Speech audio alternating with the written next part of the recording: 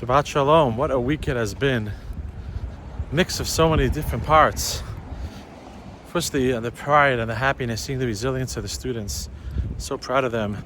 So many students that came out every single day, not letting the challenges of campus get to them, which is just such an important point, because at the end of the day, it's all about our future.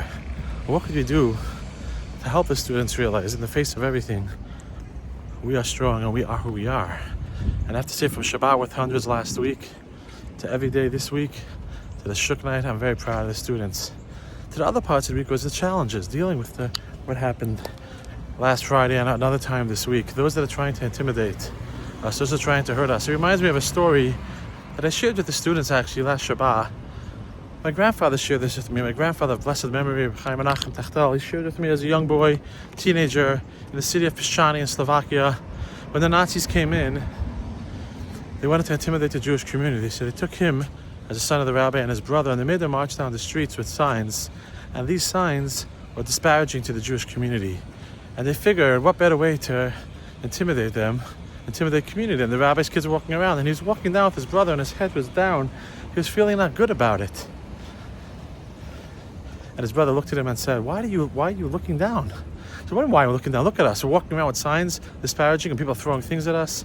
And he looked at him and said, Menachem, and I paraphrase.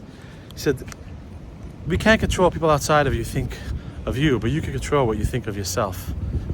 And we think of ourselves as proud and loud Jews. Let's walk down the street and sing a song of Jewish pride. And that's exactly what they did. Many years later, for my father's 70th, we went back to that same city and we marched down that same streets, singing that same song. But this time, we were there. We were standing.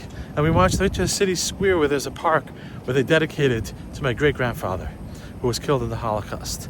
My friends, that's the message that carries me every day. A message that I heard from my grandfather many times. I think it's a message we have to carry.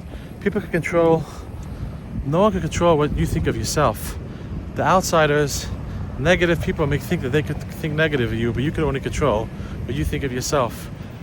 We are committed. I just came out of a meeting with the administration, as I had almost every day this week. We are committed to make sure our campus stays a campus where everyone feels strong and safe. And I want to thank everybody that has reached out and continues to reach out.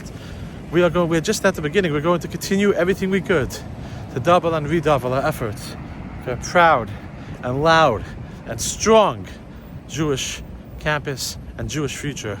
Am Yisrael Chai, we love you all, and Shabbat Shalom.